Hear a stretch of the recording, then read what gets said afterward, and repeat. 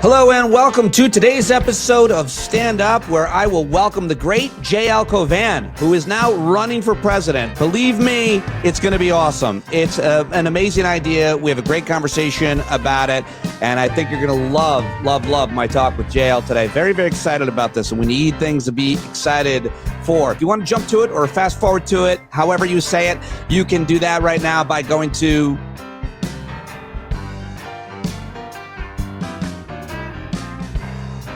But I've also got your news and clips for you, as well as the good stuff. All of that is coming up right now. Hope you had a great Thanksgiving and did good things and ate good food and had fun with your family and whatever. And I am very happy to have you joining me here. It's the first show of December. Happy December. Yesterday I said rabbit because apparently on the first of the month, that's a thing. And Carl, who gets annoyed with things I say and always tells me, and I love it, said, I don't know why I don't like it, but I don't like it. And you know what? I don't like it either. I wish I hadn't said it yesterday on Blue Sky. But if you're missing out on a post like that from me, then follow me at Blue Sky. But yeah, anyway, it is the beginning of December, and I'm very happy to have you here every day. I'll give you your news headlines, a great guest who is always a very, very smart person who I hopefully have a great conversation with that I've prepared for. And first and foremost, at the beginning of every show, I got something good for you. I call it the good stuff. Time to do it right now. I want to start with this quote that I saw. My friend Heidi Stevens, who is one of my favorite columnists, I got to have her back on the show. She shared this from Mary Oliver. It's titled, "Don't Hesitate. Unexpectedly feel joy? Don't hesitate. Give into it. There are plenty of lives and whole towns destroyed or about to be. We are not wise and not very often kind, and much can never be redeemed. Still, life has some possibility left. Perhaps this is its way of fighting back, that sometimes something happens better than all the riches or power in the world. It could be anything, but very likely you notice it in the instant when love begins. Anyway, that's often the case. Anyway, whatever it is, don't be afraid of its plenty. Joy is not made to be a crumb." Mary Oliver, don't hesitate. I love it very much. All right, we go from Mary Oliver to Maya Angelou. How about that? Most boring and the most dangerous people are those self-righteous people who would have you believe they have no skeletons in their closets. In fact, they have no closets. They're full of baloney. I mean, I think that before you judge anybody, you should look at yourself and have enough courage to admit what you see. Yeah, look at yourself and have enough courage to admit what you see. I love that from Maya Angelou. So we go from Mary Oliver to Maya Angelou. Are you digesting all of this? It is the good stuff after all. I hate to say it, but I kind of like this Tim Ferriss. And I hate to say it because he's so popular, but he shared something that I want to share with you. 7 quotes that I'm pondering, starting with from Rosamond and Benjamin Zander in The Art of Possibility. They write, "I will have to remember, I am here today to cross the swamp, not to fight all of the alligators." I absolutely love this quote because it makes me think of that moment between stimulus and response and whether or not I want to raise an argument, raise a stink, say anything, have a reaction that's not going to make the moment move forward, that's not going to progress, or I want to fight. Would I rather be happy or right? That quote. I love it. So do I want to cross the swamp and get across with peace and joy? Do I need to fight all of the alligators? So I love that quote. Here's Winston Churchill. "A man is about as big as things that make him angry." Well, that seems pretty straightforward and very smart from a pretty smart guy. How big am I if I get so affected by the things that make me angry, or does that just make me smaller? Yusuf Karsh said, "Character, like a photograph, develops in darkness." Yeah, that's right. That's exactly what character is. It's how you are and how you behave when nobody's watching. I love it. It's just another way to say it. Robert Pirsig is the third quote here. "The truth knocks on the door and you say, 'Go away. I'm looking for the truth.' And so it goes away." Isn't that puzzling? I'm not quite sure how to add to that or what to make of it. So I'm just going to go to the next quote. This is from Chuck Palahniuk, who writes or said, "People fall so in love with their pain, they can't leave it behind. The same as the stories they tell. We trap ourselves." Ooh, that seems very true, thinking about your pain, your adversity, your trauma, and almost staying connected to it, falling in love with it is a hard way of saying it, but I think it's one way of saying it. And finally, James Baldwin from Notes of a Native Son, he said or wrote, I imagine one of the reasons people cling to their hate so stubbornly is because they sense once hate is gone, they will be forced to deal with the pain. Oh, love these quotes and highly recommend them. I'm sharing all of them on the YouTube page and channel as well. This is an experiment today. So check it out if you want to see all these. YouTube.com/standupwithpete.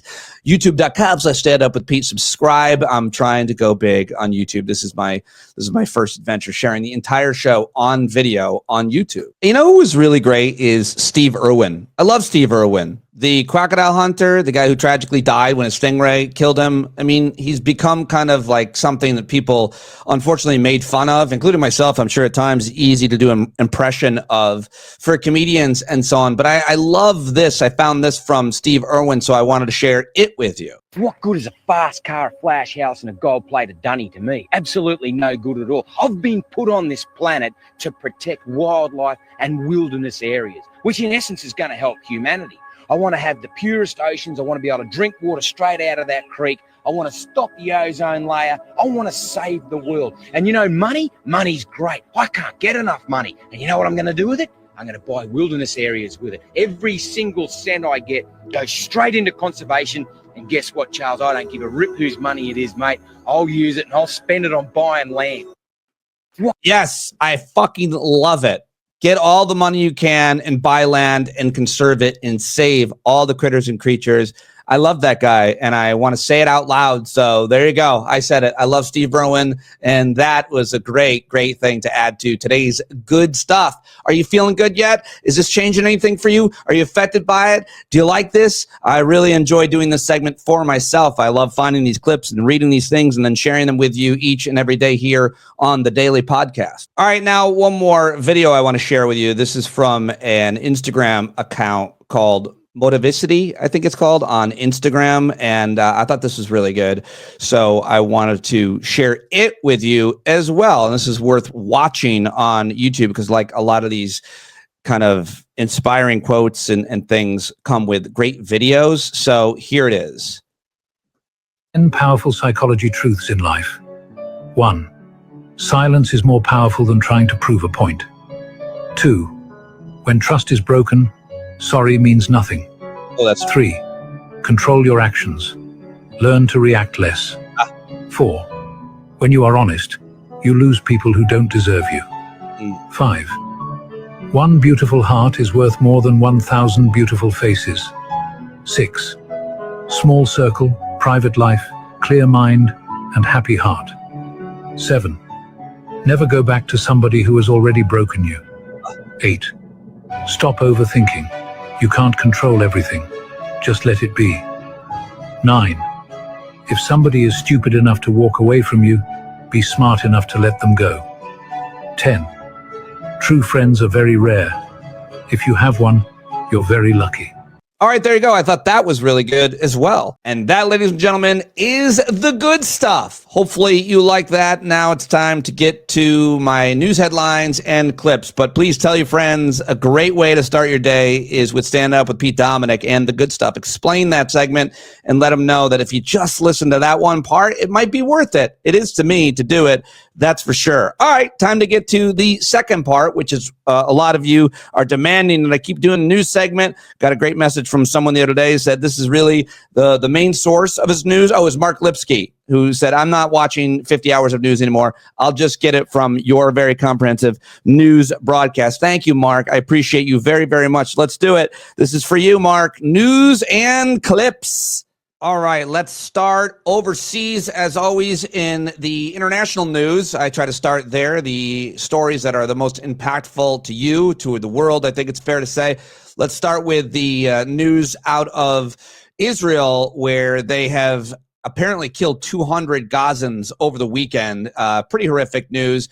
Israel strikes kill at least 200 in Gaza as the UN halts aid deliveries after more strikes are stolen. Pretty terrible story coming out of Israel right over the weekend. At least 200 people killed in Israel airstrikes on northern Gaza on Saturday. And speaking of the Middle East, let's stick with the other front. It's the northern front, Israel and Hezbollah. Well, they've had a ceasefire. So how about that? That should be some pretty big news, right? Let's take a look at that. Israel-Hezbollah ceasefire appears to hold amid violation accusations. The ceasefire enacted this week between Israel and the Lebanese militant group Hezbollah appeared to hold Friday, even as the Israeli military carried out attacks in Lebanon, with various parties alleging violations of the deal. So that was big news over the weekend between Gaza, the Gaza invasion, and of course, what's going on in the north with Hezbollah. And we'll stay in the Middle East for this next headline. This is out of Syria. Are you paying attention to the story? Apparently, Syrian rebels on Friday advanced into the second biggest city in Syria, Aleppo, in what experts are calling a startling offensive that was the first time in nearly a decade that insurgents had breached the largest city. So this is developing quickly. Could Assad be overthrown? This is a wild story. Paying close attention. I'll have some clips for you, I think, coming up. And here's another frustrating story. I'm glad that countries are meeting to talk about curbing plastic pollution. But the headline over at CNN, countries fail to reach agreement on UN plastic talks. Countries negotiating a global treaty to curb plastic pollution have failed to reach an agreement, with more than 100 nations wanting to cap production, while a handful of oil producers were prepared only to target plastic waste. This is the fifth UN Intergovernmental Negotiating Committee meeting intended to yield a legally binding global treaty in South Korea. It was meant to be the final one, but countries remain far apart on the basis scope of treaty and could only agree to postpone key decisions and resume talks. So that sucks. Man, do I hate plastic.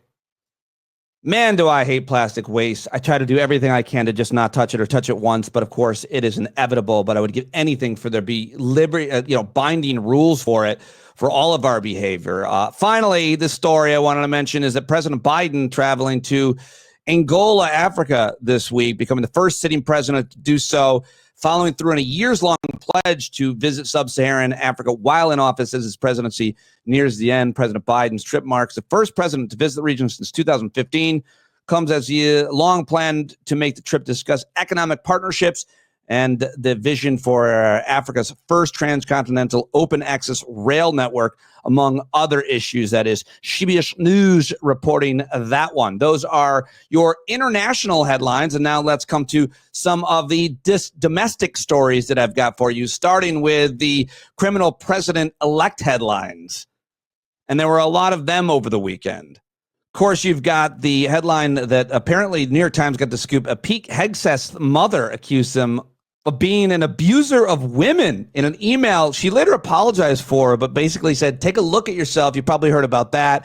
Cheryl Hines, who is the actress and the wife of Robert F. Kennedy Jr., posted a video of him showering to promote her candle line. That was super weird. The criminal president-elect on Saturday nominated Charles Kushner, the father of his son-in-law, Jared Kushner, as the U.S. ambassador to France. His latest of several controversial picks. Of course, that would be wrong for anybody to do, to nominate a family member like that, his son-in-law's father. But Jared Kushner's dad is a terrible, terrible guy. I don't know if you've heard about the crimes that he committed, but really bad. Like, very bad. I talk about it more with JL Cauvin, who made a hilarious video of Trump talking about that. But the big news is that our criminal president-elect announced he would fire the FBI director that he hired for a 10-year term. It's Christopher Wray. The last time he was our living nightmare as a president. And now he's going to hire this firebrand loyalist conspiracy theorist, Steve Bannon protege, Kash Patel, to serve as FBI director. So everybody's talking all about that. I've got a whole bunch of clips on it from the Sunday shows and more. What else from the weekend? Well, it was Black Friday of the weekend. Why is it got to be Black Friday, huh? Well, that's because when companies' profits apparently go into the black finally. And the big spending apparently was on toys, a major driver of online Friday sales, according to Adobe, which does the research on this. Overall, toy sales up 622%. Compared to an average day earlier this fall. Sales of jewelry were up 561%, appliances 476%, apparel up 374%, electronics up 334% to $10.8 billion online, a record, doubling last year's So, I mean, the economy must be pretty good. And finally, I guess I want to mention the weather, snow, burying the Northeast. More expected through today. Lake effect snow. We love it. Continued to pummel the Great Lakes communities on Sunday, including Western New York and Ohio. Some reporting as much as 46 inches. Snowplows getting stuck. Some post-Thanksgiving holiday travelers forced to abandon their vehicles. I hope that's not you, but I do like to report when the weather is very impactful, and especially when there's that much snow. Right here at the beginning of December, those are the headlines I've gathered for you for today. Oh, and wow, this is just breaking right here. I'm seeing it now on Sunday night. President Biden said he is granting clemency to his son. He's giving Hunter Biden a full and unconditional pardon, using the power of his office to wave aside years of legal troubles, including the federal conviction for illegally buying a gun. In a statement issued by the White House, President Biden said he had decided to issue the executive grant of clemency for his son, quote, for those offenses against the United States which he has committed or may have committed or taken part of during the period from January 1, 2014 to December 1, 2024. He did so because he said the charges against his son were politically motivated and designed to hurt the president politically. Wow. A lot of reactions are going to be coming in on that all day. My hot take is I don't love it, but I understand it. How about that? All right, well, those are your headlines that I've gathered for you. Now I've got the audio clips, or because I'm posting this as an experiment on youtube.com/standupwithpete, your video clips. Let's start with this one.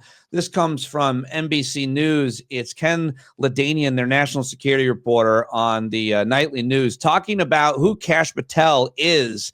To Trump's orbit. Kash Patel is like the living personification of MAGA conspiracy theories about the national security state. He believes that there are criminals inside the FBI and the CIA, and he said this, who should be prosecuted, who have been punishing Donald Trump and his friends. Now, he came to the fore as a Republican staffer on the House Intelligence Committee trying to do battle against the Mueller investigation early in Donald Trump's term, and then Trump hired him. He became a DOD employee, an intelligence employee. Towards the end of the Trump administration, Donald Trump tried to make him the deputy CIA director, and that was so objectionable to the then CIA director, Gina Haspel, that she threatened to walk. She threatened to resign if that happened, and Donald Trump backed down. But Kash Patel has been sort of full MAGA out there, promising retribution against people inside the FBI, the DOJ, and the CIA. And it makes a lot of career employees and public servants very, very nervous, the idea that he could be atop any of these. Yeah, so listen, does Kash Patel have the background to lead the FBI? And if he's appointed, how will the Bureau react? Well, look, by traditional standards, of course not. But we're in a new world now where, you know, all kinds of people with very little experience are going to be elevated to some of these jobs. There would be fear, trepidation, revulsion in the FBI or the CIA if Kash Patel was placed at the top of those agencies. There might be resignations, but at the same time, you know, these are seasoned public servants. They're going to put their head down and do their job and follow lawful orders. And they understand as well as the rest of us that the president gets to hire the people he wants to hire. That's right. The president gets to hire the people that he wants to hire. And I thought that was pretty good synopsis of who this guy Kash Patel is. He's a real conspiracy theorist, that's for sure. Now, more reaction. This is Friday night on CNN when this happened. This is Andrew McCabe. He is a former FBI agent himself, and I'm sure you've seen him. He was targeted by the Trump administration, and he is probably going to be targeted again, but he's on CNN talking, and this is what he had to say in reaction to it Friday night. Yeah, well, it's a terrible development for the men and women of the FBI, and also for the nation that depends on a highly functioning, professional, independent Federal Bureau of Investigation. The fact that Kash Patel is profoundly unqualified for this job is not even like a matter for debate. So I think what we should really be thinking about right now is, what does this signal in terms of Donald Trump's intent for the FBI? The installation, or the nomination, I guess we should say at this point, of Kash Patel as FBI director can only possibly be a plan to disrupt, to dismantle, to distract the FBI and to possibly use it as a tool for the president's political agenda. And, you know, as an organization, we know what that looks like. This country has been there before, right? The pre-Watergate FBI, the J. Edgar Hoover FBI, struck fear in the hearts of Americans across the spectrum of politicians, people in entertainment, people in the civil rights community, because the director operated at the direction of presidents to collect political intelligence and to utilize the legal authorities, the investigative authorities of the FBI to terrorize and intimidate Americans. So the question is that where we're going back to with this nomination? I would argue that Kash Patel would be the perfect person for Donald Trump to nominate if that's in fact his intent for the FBI. There you go, former Deputy FBI Director Andrew McCabe. And now let's go to another reaction. This is Tom Nichols, who's a national security expert, writer for The Atlantic. He's a professor at the War College, and he was on MSNBC with this reaction. Nomination, which put together Tulsi Gabbard as DNI, John Ratcliffe, another loyalist at CIA, Kash Patel at the FBI, Pam Bondi at Justice. You have the makings of, you know, a not so slow motion authoritarian takeover of the United States government. And people ought to be really concerned about that. Yeah, well, that is concerning for sure. Tom Nichols, thank you. I'll be talking to a wide range of experts on this, all of this, within the coming days and weeks. And so I hope tell your friends to come on over here and tune in. I'll be sharing those interviews everywhere now. I'm going wide on video and everywhere. Well, it's a trial. We'll see what happens. YouTube.com/standupwithpete. Go subscribe right now if you're listening to this. And thank you if you're watching it and you made it this far. All right. I also thought this was really good from Kimberly Atkins on Meet the Press on MSNBC. Here is that clip. Difference here is Kash Patel is a general in Trump's perceived war against the deep state, deep stating meaning anybody who he sees as a political enemy. He is somebody who has been inside Trump world for a lot longer and a lot closer than Matt Gaetz. And I see no reason to believe that the Republicans who failed to stand up against Trump at any point in the last 10 years will suddenly change their tune to try to block his top guy, as much as Democrats will point out that him heading the FBI, particularly one which in the eyes of the Heritage Foundation's Project 2025 would be under the White House. They would take it from under DOJ control and make it Donald Trump's personal investigatory army. I think that not only will he win confirmation, but that it's one of the most dangerous appointments that Donald Trump can make. Let's talk. All right. Well, there you go. That is Kimberly Atkins on Meet the Press yesterday. I thought that was really good and scary and disconcerting and upsetting, of course, but that's all I've got for you on the Kash Patel reactions audio section of today's show. Now on joining me, I'm very excited to bring him back. I love his podcast, which you can also watch on YouTube, Rain on Your Parade. See him December 21st in New Jersey performing as Trump. He's taping a special. I think I'm going to be there. Go to JL Cauvin, support him on Patreon. And he has a big announcement that he's made on his podcast. Now he's making it on mine. I really, truly think he's one of our smartest, funniest social commentary people. And I really love supporting him. I love this conversation. And I'm happy to have him back. Let's do it right now with JL Cauvin, everybody. JL Cauvin is running for president, and I am fully behind him. Welcome back, and it's great to see you. I've listened to the past couple of episodes of your amazing podcast, which everybody should subscribe and listen to. There's a lot to say. Where should we start? I would say I'm in the for Federal Election Commission purposes. I'm in the process of creating a presidential candidate. And, you know, if that process goes well, we will move to the next step. But I don't want there to be some, you know, let's say this catches fire, Pete, and all of a sudden the dirty tricksters at the GOP decide, hey, wait, he declared his candidacy in December of 24 on Pete Dominick's podcast. these millions of new Patreon subscribers are actually campaign donations, and he shouldn't have bought a home with that money. Ha! Okay, so you can't officially say that. You have created a presidential candidate. You're creating this candidate. Yeah, like almost like a video game, but in real life, where it's like I'm going to take my base, my resume, my character, my policy concerns and issues, and then start to mold them in substantive and superficial ways to see if I can turn, a 6'7" biracial former prosecutor from Williams College in Georgetown, half Haitian immigrant, half Irish American mother, into a compelling candidate who can somehow be the Democrat that speaks for people but does not annoy people, can go toe to toe with Republicans in terms of crassness, while using crassness in defense of good. You are the one to do this because of some of what you just said. I love the idea, by the way, of a 6'7" American president standing next to you and looking down on Vladimir Putin and Kim Jong-un il. That poison is going to have to travel a long way up. That's exactly right. It's going to be hard to kill you. How can you kill me if you can't get the poison past my pecs, which will be in better shape once I really get going? Yes, you've committed to also lose 70 to 80 pounds in the next 9 months. You're going to get a stylist. I'm going to lose a Dominick. You shit me, don't you? On a regular basis?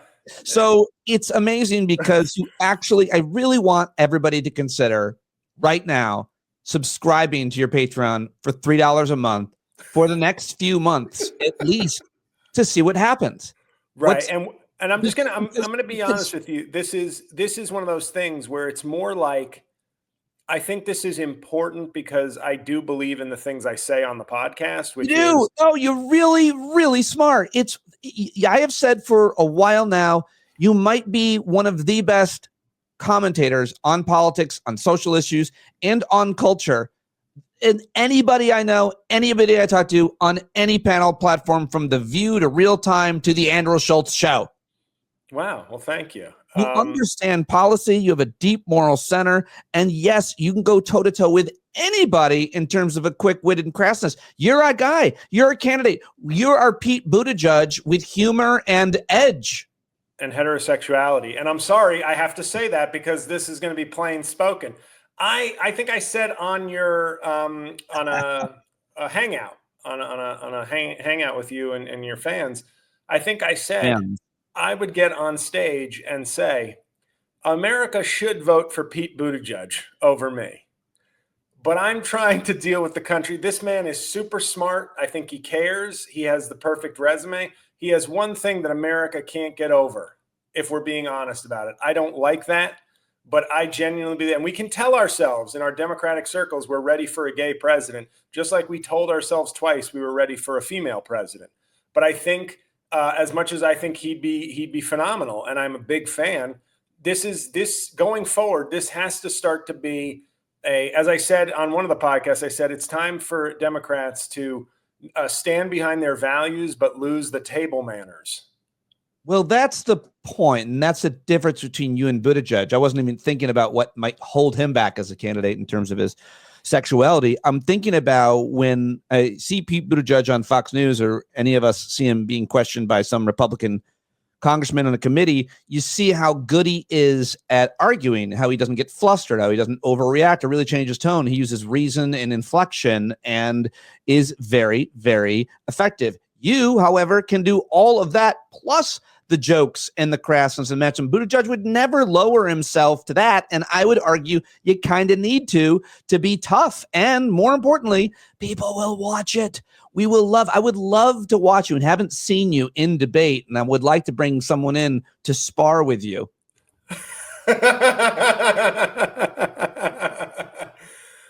Jimmy Fallon? We can think of some people. Let's go. Well, like I said, this is in the stage where I'm bringing things together. We're formulating what I want to do. And I'm yes, Cookie. I don't mean this to be, and this is not an excuse, but as you listen to the podcast, it's like I'm ordering books on elder care and homelessness because I want to make certain issues centerpieces of this fake but real campaign. And so, like, I'm still putting this all together. There's going to be major weak spots. That's when you can then bring in some top tier advisors for me who are willing to work for 5-star reviews on Apple. But yeah. You're steeped in policy because you're very curious. You're very well educated. You're a Georgetown educated lawyer. You worked in corporate law firms. You've been a prosecutor. You've done all kinds of different legal work, but you also are constantly learning. You're an autodidact. You're reading real big books, not just long form articles, but big old books on history, on biographies, as well as, on issues like elder care, homelessness, immigration, and climate change, which I know you care deeply about. Yes, but what I will say to this, and this is just in terms of the wanting to be relatable and honest, I have a really good brain and knowledge for the average person, but I'm sure there are people who could talk circles around me in terms of granular policy. But I think in a post-Trump world, we are sadly, I say this sadly, I don't think we're in a place where it has to be the expert. It has to be the charismatic, energetic, presentable person who shares your values and who you can trust to put the people in that will be those granular detail experts to advance the agenda you want. Whereas Trump isn't even that. Trump is proving right now that his agenda is Trump, because he's not putting in like hard conservative policy experts. He's putting in Trump sycophants who have no real expertise and not enough experience. He only has his eye. Right now, it seems like his main focus is on revenge. Yeah. And so he doesn't have to have policy experts. He has, will you do what I say? Great. You have exactly the kind of skill set I need. Yes. So you're the perfect candidate for all types of reasons. And you explain in detail how you're going about this in the last couple of episodes of Rain on Your Parade. Go and listen and comment and subscribe to JL's YouTube page. Most importantly, patreon.com/JL Cauvin right now. Sign up for as little as $3 or more if you want. But the thing is, we're going to support JL. I'm fully committed to it because he actually got such a realistic handle, in my opinion, on so many different issues, as well as the ability to talk about them in a succinct and hilarious and simpleton way that basically a lot of us need to hear. You talk a lot about— Can I say one thing I thought— I'm sorry to interrupt. One thing I thought of yesterday talking to my buddy who's very, very politically engaged. He was a young Republican. He was an Alex P. Keaton, who Trump drove him from the Republican Party into a registered Democrat. Wow. So he didn't even go the independent route, but he's also a guy who's he's looking to affect change, not make a stand and go, I'm unaffiliated. He's like, no, I want to affiliate with the party I think can do some things that are good. And I talked to him and I said, as he said, we were discussing the election. It was the first time we'd seen each other since the election. And he said to me, the border, I underestimated the issue of the border and things like that. And then I brought up, of course, the Langford bill that Trump killed. And he said, yeah, but people— the immigration bill he did not want to pass because he didn't want the problem to be solved before he could get in and solve it, or make it worse and then just point to it and then say he solved it. That Langford bill. Yeah. And I just also had watched the James Carville documentary on HBO. And I thought to myself, the thing I would say if I were a political advisor to Kamala Harris, the line they never used, because they would say, you've been in the White House for 3 years and have done nothing on this issue. The answer to that is not to laugh. And I'm not criticizing Kamala Harris. I think she should have won. I think she ran a very, very good campaign for 100 days. But what she should have said is, so let me get this straight. You don't want to do— we didn't do anything for 3 years. We want to do something in year 4. And you're saying the problem is so urgent that we shouldn't, that we should continue to allow the problem. That's your solution, is continue the problem because we didn't solve it fast enough. Yes. Ours is, hey, we've had our come to Jesus moment. We were wrong to not act so quickly, but we're acting now. That's the way you answer, because it puts it on them to be like, instead of this like, well, we've come to a process and we've decided, this was a good bill. You basically say, you want more, we failed. Your solution is extend the failure. By the way, your whoever impression sounds like Howard Stern's mother. We've come to a That's my Kamala Harris. Oh, terrible. I don't do impressions of women. I'm sorry. You do such great impressions of so many people. This is another huge asset for this campaign. But let's talk about the fact that you're taking this seriously in a lot of ways. You've workshopped, you've thought tremendous amount about this. You talked about it on your podcast. We should go listen. But you're not going, for example, with J.L. Cauvin. That doesn't work. John Louis doesn't work. You can't go with John Lewis because of the civil rights hero. You've decided that you've come up with a name. You're changing your body shape, your hairstyle. First, starting with the name and why. Well, John Lewis McBrien, my mother's maiden name. Many people have done that. You had Bill de Blasio went from Warren Wilhelm, which sounds like, a Boston Brahmin from 200 years ago. He changed it to Bill de Blasio. And as much as New York may have complained about him and hated him, and I say what I said on the podcast, if the NYPD turns their back on you, you might be doing something right. I love that line. His crime was basically saying that he gave his black son the talk, and they never forgave him for that. But it's got him. He got elected twice, and if he was what is it? What did I say? I keep forgetting the name, but whatever fancy name he had, Bill de Blasio sounds New York. And to me, Jean-Louis Cauvin sounds too French, too cosmopolitan, too gay in certain parts of the country, whereas John Lewis evokes, it's just the English Americanization of my name. It evokes the civil rights leader, and McBrien is my mother's maiden name and gets me the Irish Catholic attention. Now, that's partly a joke. I'm not going to change my legal name, but it would be interesting to workshop. If I could hire a serious pollster for several $1 million, I'd workshop different policies associated with different names. And what would you think about a guy with a French name who had all the policies you like? What do you think about John Lewis McBrien? Does that sound like a guy you'd vote for? So that's what it is, John Lewis McBrien. That's what you're going with? Yeah. Got it. We love John Lewis McBrien for president. Get used to saying JLM, not BLM. We run that ad in deeply red parts of the country. JLM, not BLM. It's really very interesting to see what you're doing. I don't know if you want to call it an experiment. I don't know if you want to call it an actual presidential campaign. I don't know how you want to discuss it, but I know I am fully an experiment, a social experiment in citizen democracy. I'm fully behind it because we've got to do something drastically different, not only in terms of politics, but in terms of media, which are intertwined. And the reason that one can't go without the other, obviously, you understand that intimately. You have I just started. I'm halfway through Yellowstone, and this sounds like a joke, but I'm halfway through Yellowstone, and I'm in my second week of listening to the Joe Rogan Experience, which I have to tell you, that feels like a sailed ship. That no longer feels like sort of just interesting people coming together, sometimes left, sometimes right. We're just open and free. From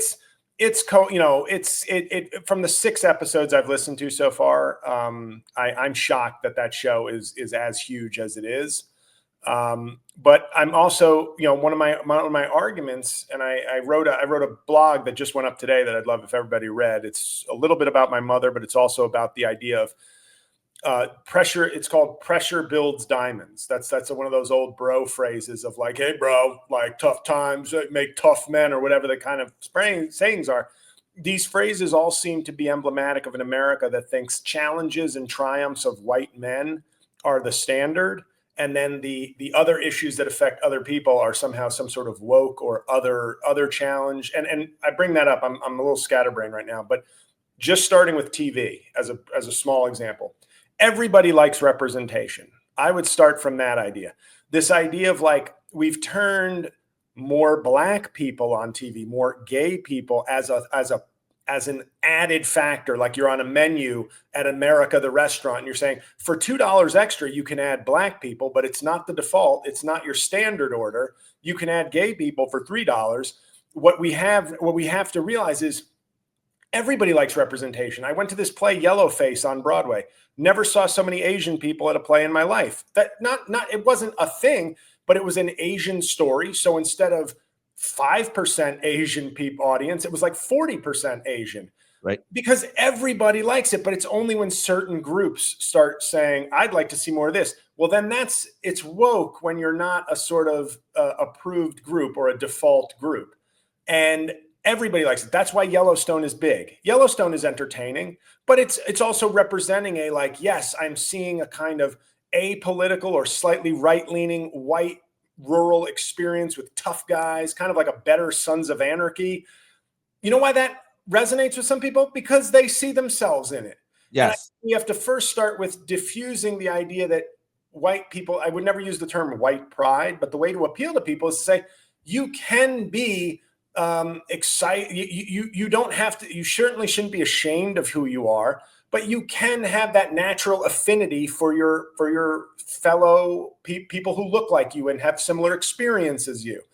But the difference is we've turned it into a negative when other people have that feeling and have that affinity. Whereas we should also, that is a place where we should start to create as cheesy as it sounds, a common ground where it's like, we all have that feeling. When white people have it, most of the time, it's not a problem either. But maybe some of them feel like they can't be like, I like Yellowstone, I'm a white guy.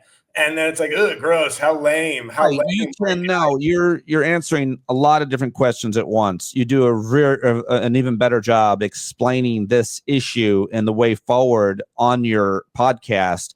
First, you're just saying, just to be clear, there's nothing wrong with pride in your culture. If you're redneck culture, hunter culture, there's nothing wrong with it as long as you're not putting down or minimizing someone else's culture. But don't act like your culture is so much better than others that it's the only one that deserves representation. Right. Or centrality or a centrality to each story. Like there can be other stories that demand just as much attention and exposure. And that's not, it was a lot of people refer to that as wokeness, and you're referring to it more as representation, and who wouldn't want Santa to look like them?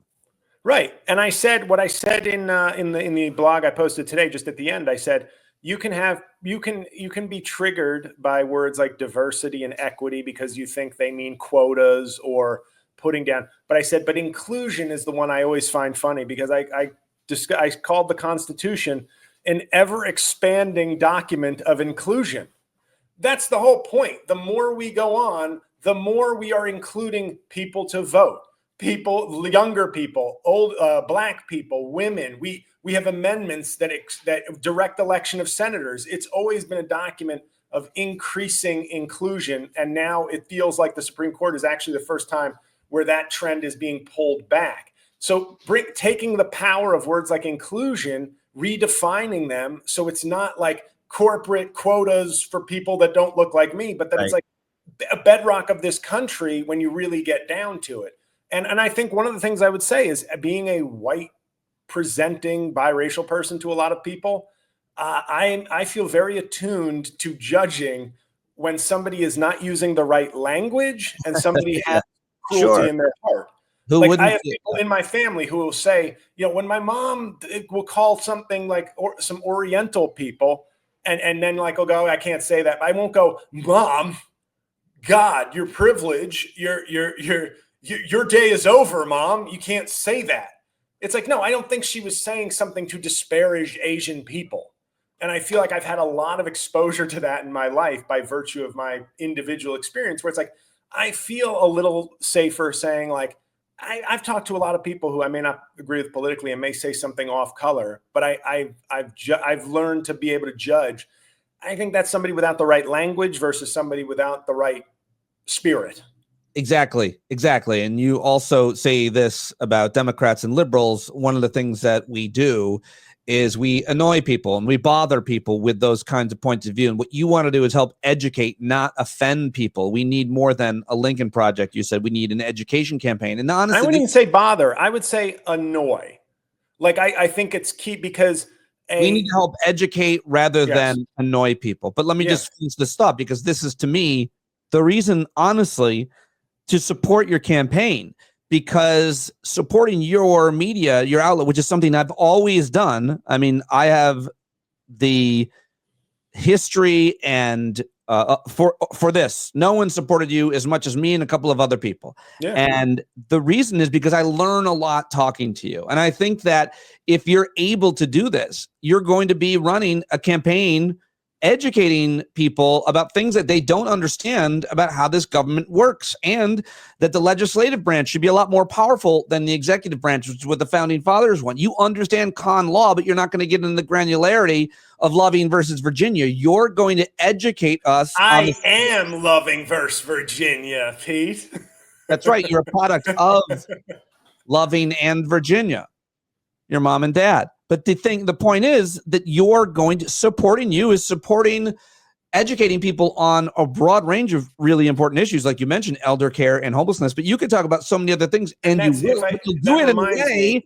You'll do it in a way that people can understand. We need to be educated on civics and government, and that's what you're going to try to do here.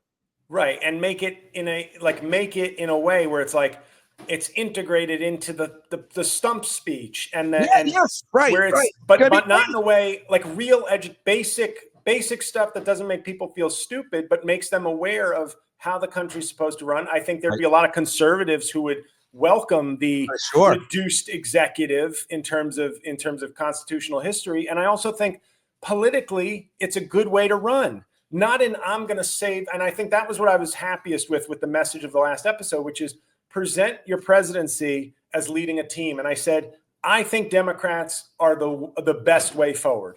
But what I can tell you is not the best way forward is right-wing people or left-wing people who are grandstanders, who are there to make social media noise, who are there to build up their profile and aren't passing bills, aren't meeting, aren't negotiating, aren't coming together. Because, and I said, you want serious people before you even get to party. Just like our party said Donald Trump was a threat to democracy, and a lot of Republicans came on board because they felt that was more important than party.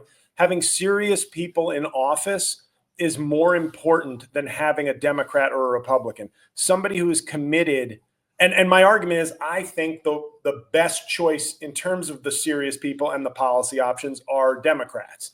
Yes. But I think unlike a Joe Rogan show, which if you want to talk about a right-wing, left-wing Joe Rogan sort of thing, I think it's that Joe Rogan has a space that is non-judgmental, but feeds into, it's not necessarily educating people on the basics. It's educating them on the things they're really curious about, which are maybe conspiracies or, hey, isn't that kind of kooky? And this guy told me this, and I don't know if it's true, but boy, oh boy, doesn't that get your hair up on your neck?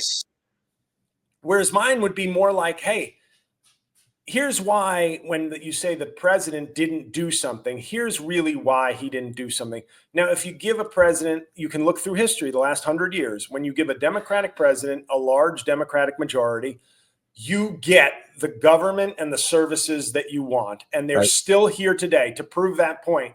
The things FDR put in place 100 years ago are still here. The things LBJ put in, even though Republicans have tried to get rid of it, are still here. Obamacare, big majority for Barack Obama. He spent his political capital on. Guess what's still here despite really concerted efforts? Obamacare. So I think first things first, serious people, look yourself in the mirror and say, do I have a congressman like a Matt Gaetz who makes big headlines and is entertaining and has done nothing of substance ever? Or and if I don't, maybe I need to vote for a different Republican, or God forbid, a Democrat who's more serious about delivering things to my community, even if I'm not 100% aligned with what they think. If they're serious, they can do. Somebody who can do the work is the most important. We've gotten away from that. Yeah. You put together a serious Congress of serious people. I guarantee you, even if it's a 51-49 split, you will get more done. You won't get as much done if you have 60 or 65, but you will get a lot done than what happens now, which is almost nothing. You're talking about in the Senate without a filibuster. And the House is also dysfunctional. Of course.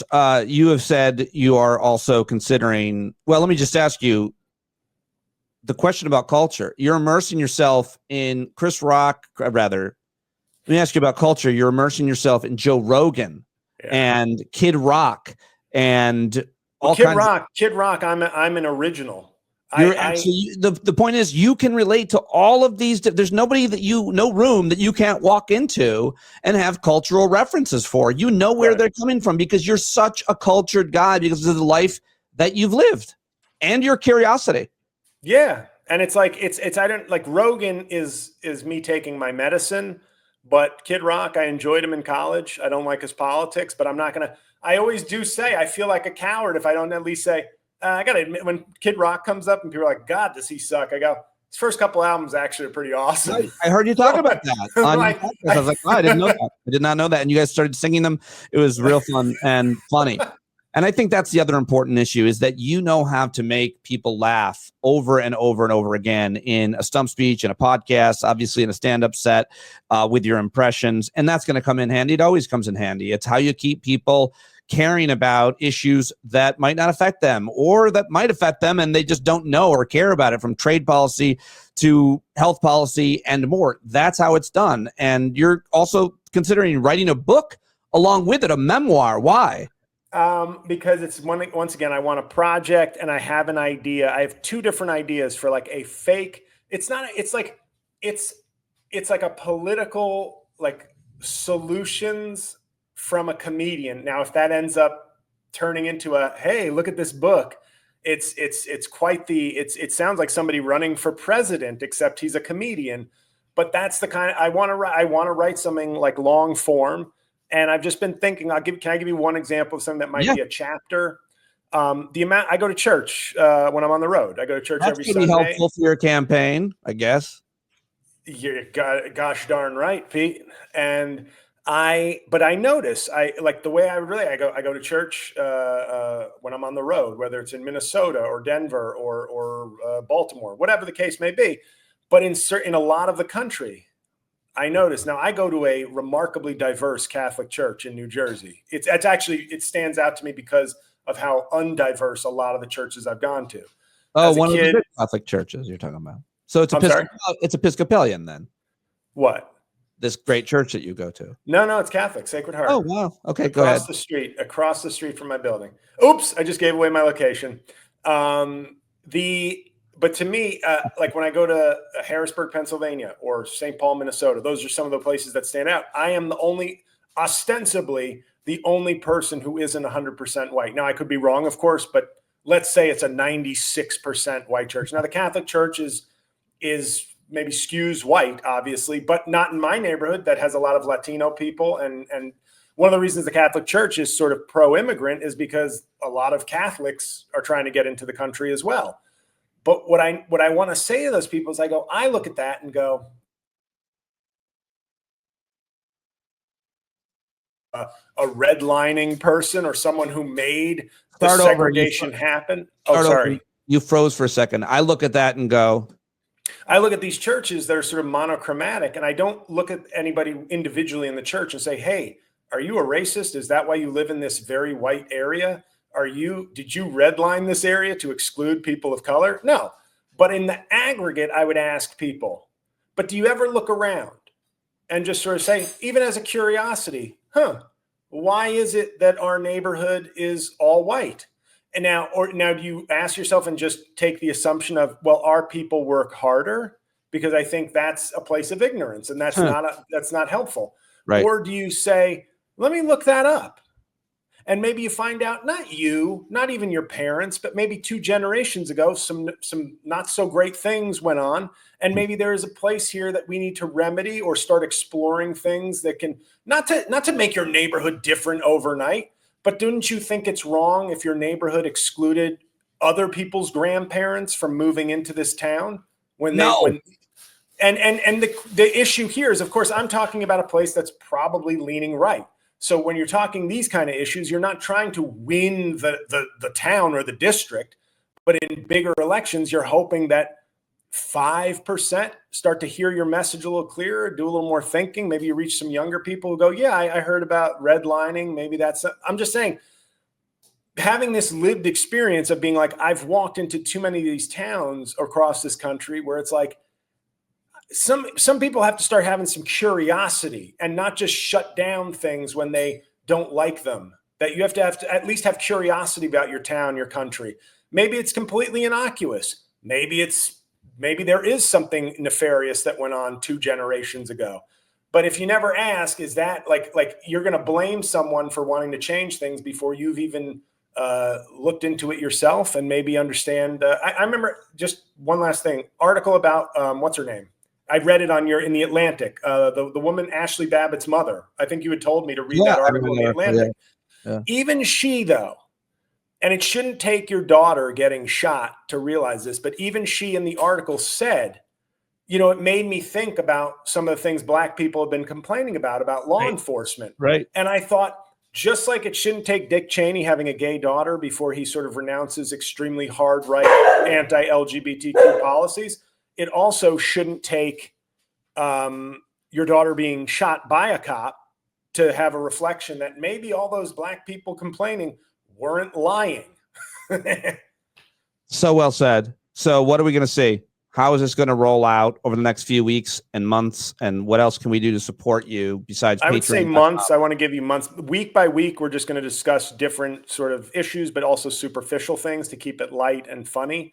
But right now, just to be fair, the next couple of months, we'll just be talking this out, and I'm going to be trying to lose weight. And then, I would say late winter, early spring is when I'm going to start to be like, okay, we're bringing in a stylist for this episode. They're going to look at me and I'm going to tell them, I want to be a presidential candidate. What look do you think would work with me? Do you have any digital things? I'll show you my hair. How would you do my hair if I were running for president? Do you want to emphasize some sort of youthful look, even though I'm a giant, because you want to emphasize that I'm under 50? Things like that. I might have Anthony Scaramucci on. He's been a guest before, but to talk about crypto, just to be like, this is a big money issue, and it's an issue that can sway. I'm a skeptic. I think it's just an unregulated asset. I would listen to that conversation, but those are the types of conversations that you're going to be having on the podcast. So you're doing the podcast, working it out there. Where else? Anything else that we should be watching, paying attention to? You're just on Blue Sky. You're still on Twitter, obviously YouTube, where you've got a pretty good following there. I got into an argument on, and this is emblematic, by the way, this is actually a teachable moment, an argument on your thread on Threads. You posted the Billy Bush clip, and I posted the joke I always post when you post the Billy Bush clip, which is, I stand with Billy Bush. Now, being realistic, nobody stands with Billy Bush. And I'm saying that not as like an insult to him, but he isn't a stakeholder in the assaulting women debate. It's really, he was a proxy for Trump. He should have said something. He didn't. But Billy Bush's wife didn't stand with Billy Bush. Literally, I think she divorced him. So when I write that, a woman on your thread, now I don't know if she just saw it because it got a lot of traction on Threads, or if she was a specific follower of yours. But she said, most SAers do, meaning most sexual assaulters stand with Billy Bush. Now, of course, calling me a sexual assaulter is sort of an odd liberal version of calling me a pedo. Like they just throw it out there. Yeah. Making a joke about Billy Bush and then suggesting that I'm either just some piece of shit bro or worse. So I replied to her. I was like, it's a joke to my friend. Thanks for fighting the good fight. She goes, well, this is public. If you want to send a private joke, you can blah, blah, blah, blah, blah. And so I just basically was saying to her, you're picking a fight that doesn't exist and fighting a battle nobody needs you to fight. But sometimes there is this oh God, there's a fight.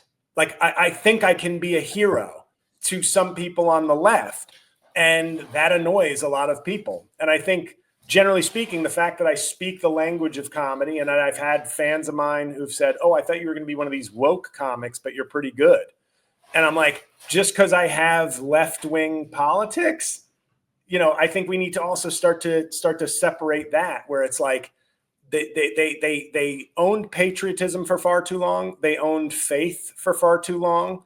And now they somehow own free speech and comedy, right? In the public conscience, right. And that has to be undone as well. And it doesn't help, but I'm willing to fight it. I'm willing to fight anybody on comedy. That is so if somebody comes for me for a joke, I'm gonna say, yeah, no, I'm well within my conscience. I make jokes that I am okay with. If you read every joke I've ever made for the last 20 years, I'm sure you'd find some that I would say, yeah, wouldn't do it again, was fine at the time, wouldn't write it today. What do you want me to say? But we need, I mean, I just think, I don't know. I just think somebody has to, and I hate the fact that like we let Bill Maher sort of dictate, and I watch his show, but I feel like he's getting to sort of dictate yes, this is what we need. And it always ends up being somebody who's going to trash trans people or like that, or maybe Muslims or something. But it's always this kind of, yes, we can offer a sacrificial lamb so that we look not woke or not crazy. And to me, the trans issue, I think, is really disturbing, because I think in real time, we're watching another one of these civil rights issues where it's like, they wouldn't, what was it? Andrew Young, I think, in Congress, when they wouldn't seat him in Congress in the 70s. Black first black congressman, I believe, from Georgia, or at least, post Reconstruction, I think. I may be wrong on that, but I remember there was a big thing where they were holding up his seat.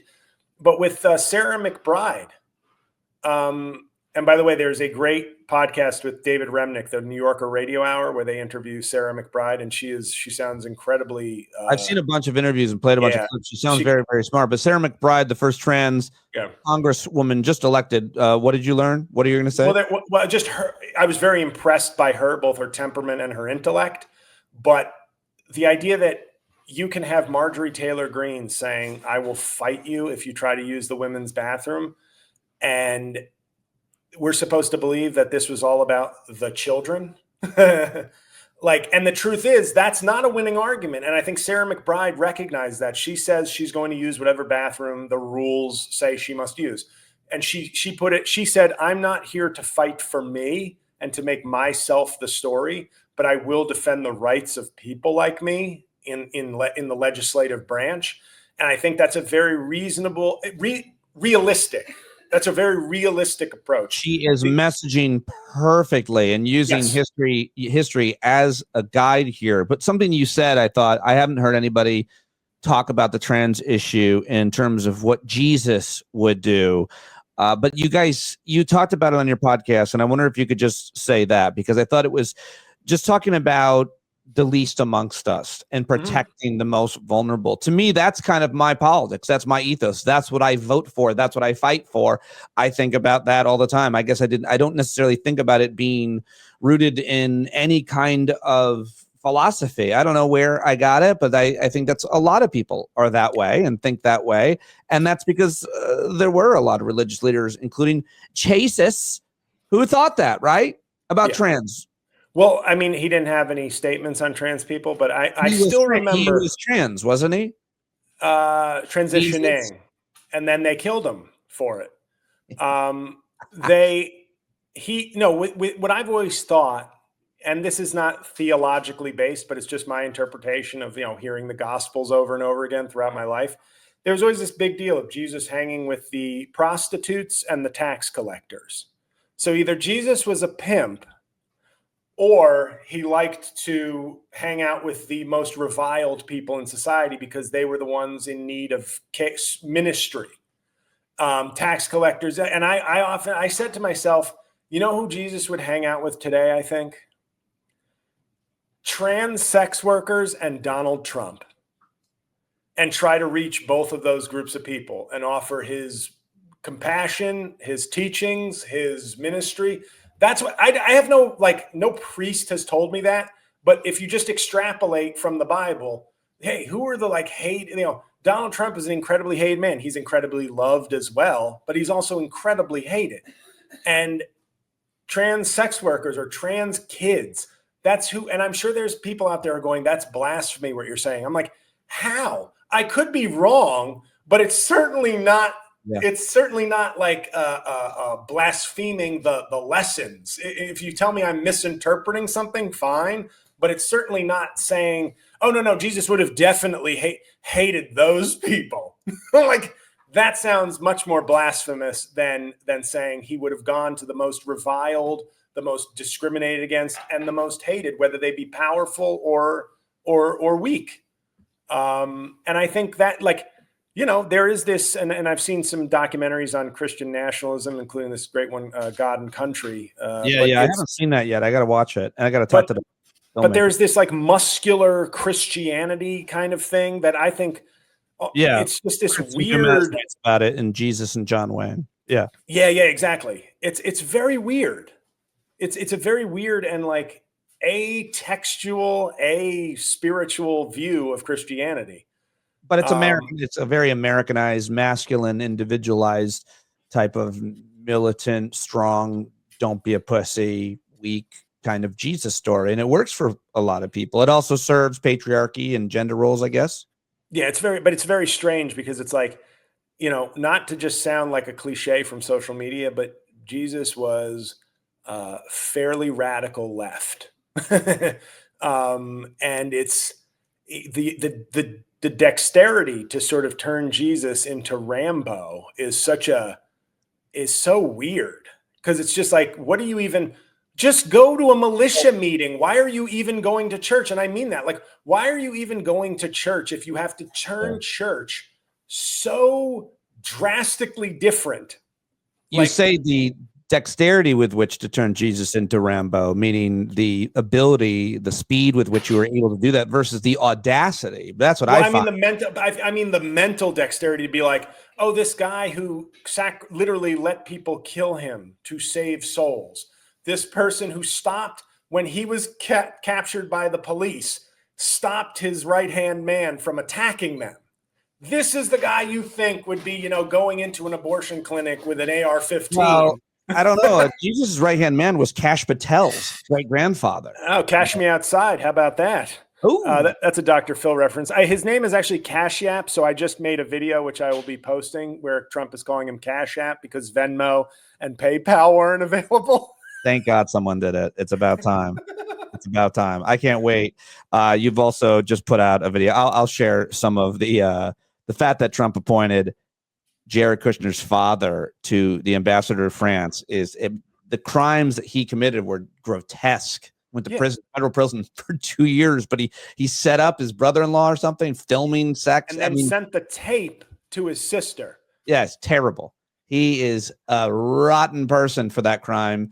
Yeah. And Chris Christie put him in jail. And anyway, he's the new ambassador because that's the cost of entry. It's like the height requirement to get in the Trump administration is to have committed a horrible crime against women. Pete Hegseth's own mother apparently reprimanded him in letters. Now she's walking that back. But I mean, what do you just have to say about the fact that it's almost not a joke that so many of the men that he has appointed are just like him, SAers, real ones? Oh, and I did write to that woman at the end to try and make light of it. I said, and by the way, I'm not from San Antonio. And showing how humor-filled she is, she wrote, I wasn't talking about San Antonio. I know that's what the first part of my message was addressing. I was trying to show some levity so it didn't become a left on crazy hate fest. But what do you make of all these sexual assaults? I mean, are we going to get prima nocta from Braveheart back? Are we going to get that? Like, if you want to get married, Trump gets to have sex with your wife. That's what David Koresh did. It's not that far fetched. That's true. Why couldn't I have been raised a Branch Davidian? But I think it's very gross because it's, you know what it feels like? It feels like the emperor making everybody get like his haircut or something, where it's like, I want everyone to be like me. Therefore, I will become the ideal, the thing to aspire to. Yeah. Rather than I'm a piece of shit, I shouldn't be a piece of shit. It's like, if I get other pieces of shit to model my behavior, then my behavior will simply become the ideal. Don't you think that other men, especially who are supporting, a lot of men who support him, and certainly those signing up in administration, it kind of gives them cover to feel not so bad about the things that they have done to women and others in the past? Because if he can do it, you know, maybe the horrible things I've done, even if it was only a few, much less several, maybe they're not as bad. It kind of wipes them away. And even though Pete Hegseth's mother, that's crazy. That letter from his mom is wild. Yeah, my mother would probably take the rap for me if I murdered somebody. So I can't really relate to a mom who would mine rat would you too. out for being a douchebag. Too. Fair enough. All right. Well, this is all very exciting. I'm very, very excited. jlcovan.com. Go read the new blog, patreon.com/jlcovan. Go subscribe right now to the YouTube page and the podcast, and go listen to these podcasts or watch them. I watched them today. I had them on YouTube, and they're so well done. You're so good. Nobody's better. I'm fully supporting you, and I hope that people who support me support you. Thank you. And can I make one announcement because it's not on my website yet? Please. In addition, I have shows coming up in Harrisburg and Southern we're out of time. I didn't know that's the announcement. But December 21st in Rutherford, New Jersey, tickets will be on sale midweek of this week. I'm recording a stand-up special as Trump with Mitch McConnell emceeing. Oh, so I want to try to be there for that. So that'll be fun. December 21st, 7 p.m. The info will be on my site by midweek, link and everything. But it's a small venue, but I really want to do this because I want to make him. It's going to be what if Donald Trump were a kind of Rogan-esque stand-up. It's not going to be like, here's me doing jokes to be funny as Trump. It's like if Trump's mindset were really, so there's going to be talk about trans. There's going to be talk about cancel culture. There's going to be bad jokes, puns. I can't wait. I'm almost positive I'm going to be there December 21st in New Jersey. Yeah. So we'll all go and have a party and see JL, watch you tape that special. Awesome. Thank you. And you'll be in Vegas with us too in March. Very excited about that. Yes, sir. All right. Thank you very much. You're the best. Thanks for having me. Thank you. All right. That's all I've got for you on today's show. I hope that you liked it. Go thank JL Cauvin. All of the information is in the show notes, or you can just go to jlcovan.com. And this was my experiment on YouTube. Did anybody watch all the way to the end? If you did, I forgot to plug Pod Jam, which is our second annual gathering in Las Vegas, March 28th to 30th. Some of your favorite guests will be there. Tickets in the show notes as well. Hopefully I'll get it into the YouTube show notes as well as the podcast. But this is what I'm trying to do. It's a lot of work. Appreciate your rating and review on this, subscribing to the channel if you haven't already. And that's it. That's all. Go subscribe to John Carroll's music right now, johncarroll.org. Buy it. Bye. Thank you.